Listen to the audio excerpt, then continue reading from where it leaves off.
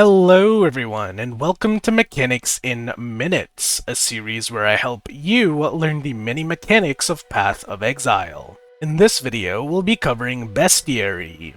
Bestiary is a mechanic first introduced as a challenge league in patch 3.2 of 2018. While out adventuring, you might stumble across an NPC called Einhar. Einhar is a beastmaster that's on the hunt for beasts. Not just any beasts, only the finest worthy of sacrifice to the Azamite gods, which he calls the First Ones. With the help of Einhar, players are able to track down, defeat, and capture stupid beasts. Once captured, these beasts can be found in the menagerie where they will happily live out the rest of their lives as your best friend. Until they are slaughtered, of course. The original implementation of Bestiary was plagued with controversy and mixed receptions. Back then, the nets required to capture beasts existed as tiered currency items, and to make matters worse, sometimes a player would throw a net only to have the beast break free. The mechanic was clunky, frustrating, and gave rise to some of the wildest conspiracy theories where Einhar was accused of preventing currencies to drop.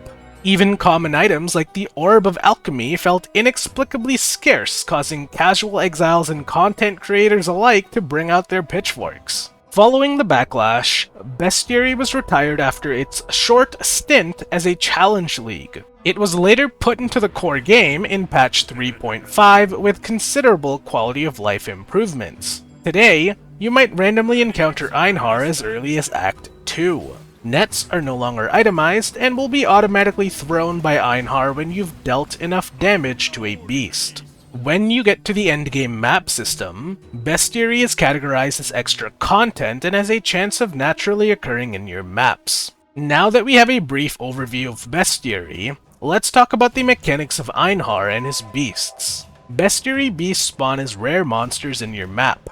These monsters have a Bestiary-specific modifier and can be tracked and differentiated from regular monsters via their mini-map icons. Yellow icons represent easy beasts that have one Bestiary modifier. Red icons represent difficult beasts that have two Bestiary modifiers, more life, and more damage. Every Einhar encounter will contain at least one red beast and two or more yellow beasts.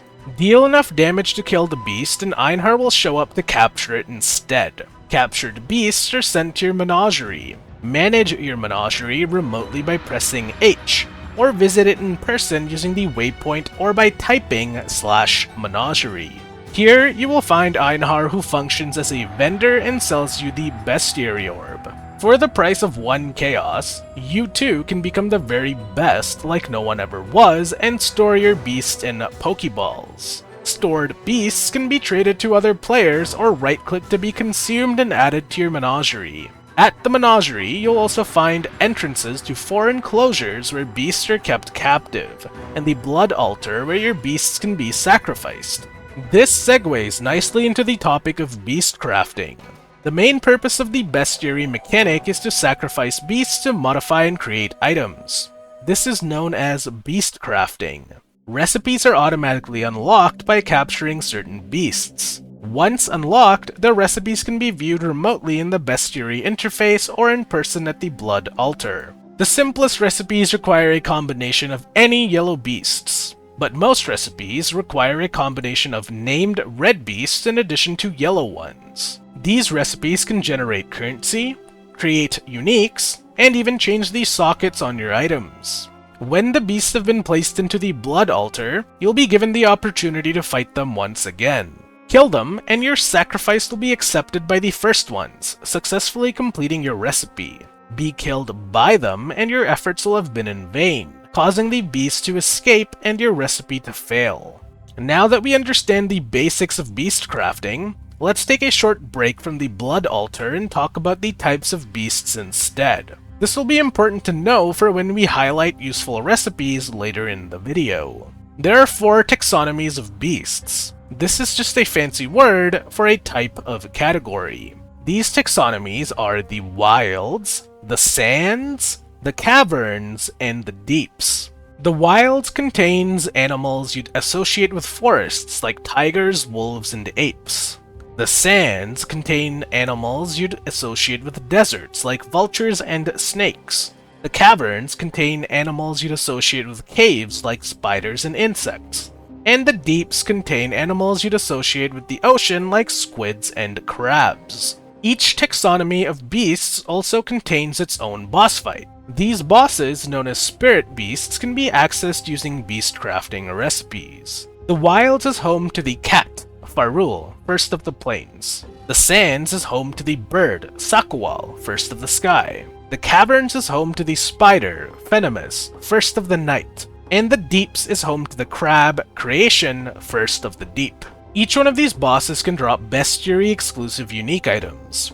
These items revolve around Bestiary aspects, which are reservation skills that provide buffs for your characters. If you've never seen these skills before, the cat provides offensive bonuses, the bird provides a boost to mobility, the spider provides utility by slowing nearby enemies, and the crab provides defensive bonuses. The spirit beasts, when defeated, are also captured and sent to the menagerie where they can be used in beastcrafting recipes to create items that grant aspect skills. As I mentioned earlier, Bestiary is categorized as extra content. This means that you can choose to invest into Atlas passives to enhance the frequency, difficulty, and rewards of Einhar's beasts that you encounter in maps. Let's have a look at some of these passives and where you can find them on the Atlas passive skill tree. Eternal Hunt gives your maps a higher chance to contain Einhar. Mighty Hunter makes Einhar do more damage and stick around even if all beasts are captured. While his damage is kind of crap, Einhar provides the boon of the first one's aura that gives players life regeneration, life leech, and life on kill. Big Game gives yellow beasts in your maps a chance to be replaced with red ones. Deadly Prey gives beasts in your maps a chance to break free. Breaking free causes beasts to recover their HP, and successfully capturing a beast that has broken free grants you a stack of Hunter's Cunning. This is a buff which makes you deal more damage to beasts and improves the loot you find from beasts in the rest of your map. I do not recommend taking this passive unless you are running a magic find strategy involving beasts. Natural selection increases the chance of you finding less common beasts. The hunt for Farul, Creation, Venomous, and Sakawal increases the chance of you finding beasts from a particular taxonomy. Only take these passive nodes if you are looking for a specific family of beasts. Two-Hearted Hunt gives captured beasts a chance to not be consumed when sacrificed at the Blood Altar. It also gives red beasts 3 bestiary modifiers instead of 2, making them more difficult to capture. Unlike other mechanics, there is no crafting option in the map device for Einhar. However, there are a few Scarabs that significantly improve the rewards you get from Bestiary. The Bestiary Scarab guarantees that your map will contain Einhar. The Bestiary Scarab of the Herd makes your map contain 5 additional red beasts if it contains Einhar. You can use up to 2 of these in any one map. The Bestiary Scarab of Duplicating creates an additional copy of beasts that you capture in your map.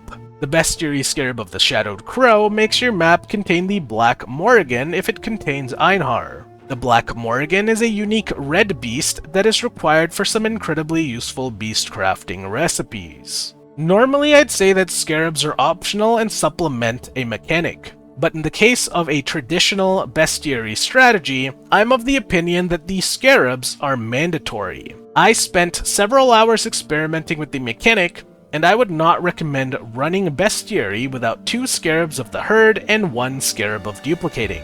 Scarab of the Herd exponentially increases the odds of you encountering valuable beasts, and Scarab of Duplicating guarantees that you'll get 2 copies of any valuable beast that you find. Whenever possible, I like to provide contemporary examples of how a mechanic is used by players. This time around, I'll highlight a few useful beast crafting recipes that I use, and then wrap things up with how people use Bestiary in their maps. One of the simplest recipes involves a combination of yellow beasts. I use this to add ailment immunity modifiers to my flasks during the campaign.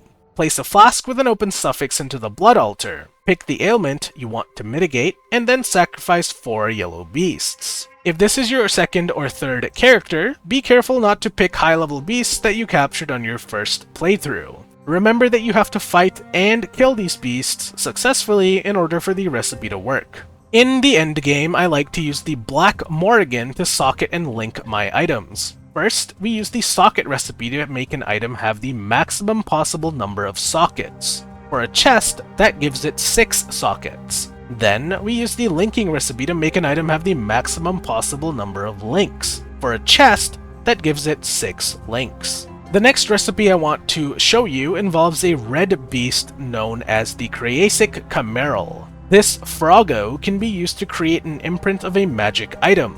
Imprints are like a save file that creates a snapshot of an item. You can use it on an item to load back to a previous save if you mess up your item. In this clip, I imprint my magic jewel. Then, I regal it to make it rare and further modify it until it is no longer recognizable. Using the imprint on the item consumes it, returning it back to the way it was when the imprint was made.